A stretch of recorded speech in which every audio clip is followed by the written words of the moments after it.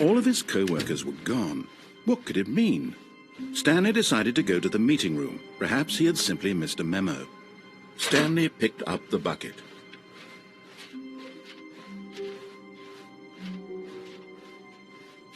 Stanley clutched the bucket tightly to his chest and entered the door on his left.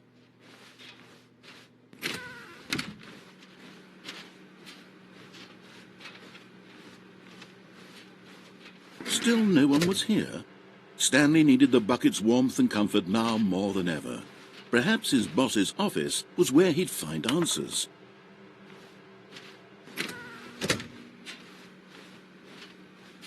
Coming to a staircase, Stanley and the bucket walked upstairs to the boss's office.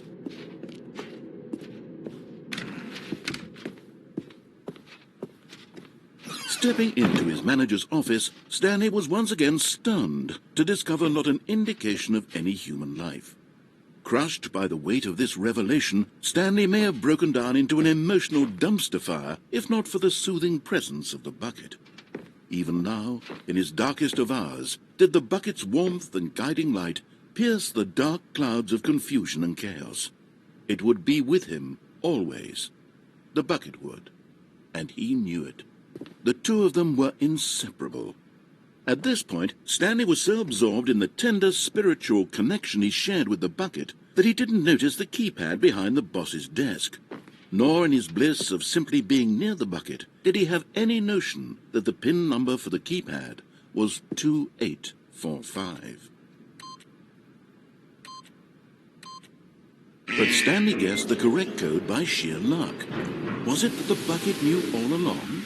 Was the bucket guiding him? Yes, this is certainly the most logical explanation.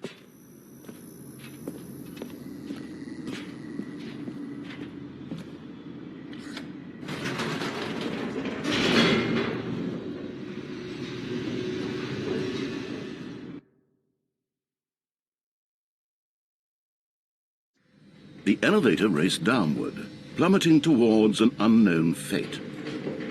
It would be all Stanley could do to keep himself together, if not for the bucket.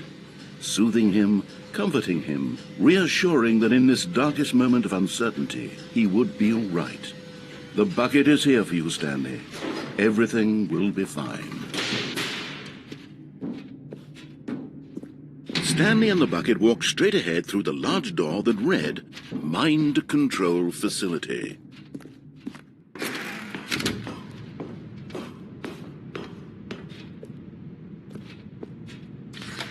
The lights rose on an enormous room packed with television screens. What horrible secret did this place hold? Stanley and the bucket both wondered to themselves.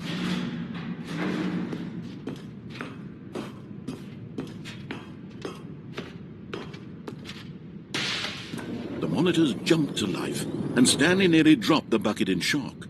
Everyone in the office was being videotaped, monitored like guinea pigs.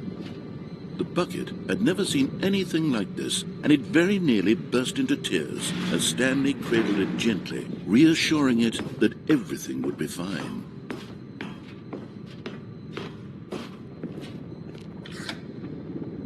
Was the bucket under the mind control facility's influence as well? Had the bucket been told to do things it didn't wish to do? What kinds of things does a bucket want to do or not want to do in the first place? These questions raced furiously in Stanley's feeble mind. No! He screamed into the bucket. He couldn't accept it. His own life in someone else's control, never! He squeezed the bucket tighter. His one friend in the entire world. At this point, he could trust no one except for the bucket. But here was the proof. The heart of the operation. Controls labeled with emotions, happy or sad or content.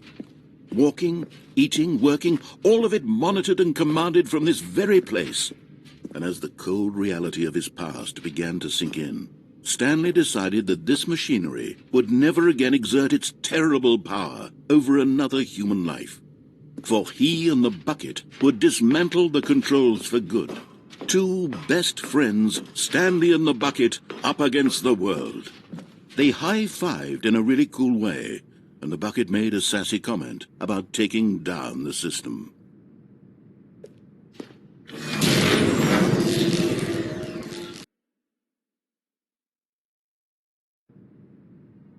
Stanley and the bucket waited in blackness. Was it over? Yes, they had done it. Stanley and the bucket had defeated their greatest and darkest enemy, freed themselves from the tyrannical grip of the evil mind control machine. Freedom was now mere moments away. Excitedly, the two of them began to discuss the kind of life they wanted to live once they stepped through this massive door. The bucket wanted to learn to roller skate. Stanley wanted to sneeze in every country on Earth.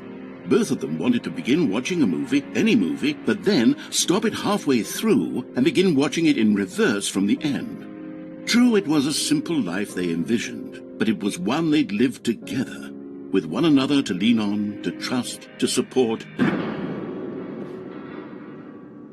What? Wait. What was happening? Why had the door stopped? Was Stanley and the bucket not about to be freed? An unbearable silence filled the room, lingering in uncertainty, until finally the truth hit Stanley square in the face. This building did not want the bucket to leave. Even the facility itself recognized the incredible calming presence of the bucket, needed the soothing warmth of the bucket, would go to any lengths not to part with the bucket. No. Stanley can't leave this place, not while he has such a precious bucket in his arms, not while this building has anything to say about it. Stanley realized he would never again leave this very room, but at least he has the bucket. To be trapped eternally in darkness isn't really so bad, Stanley thought to himself. As long as I have my bucket with me, right? I'll be okay, won't I? Stanley gulped. Very soon now, he was about to find out.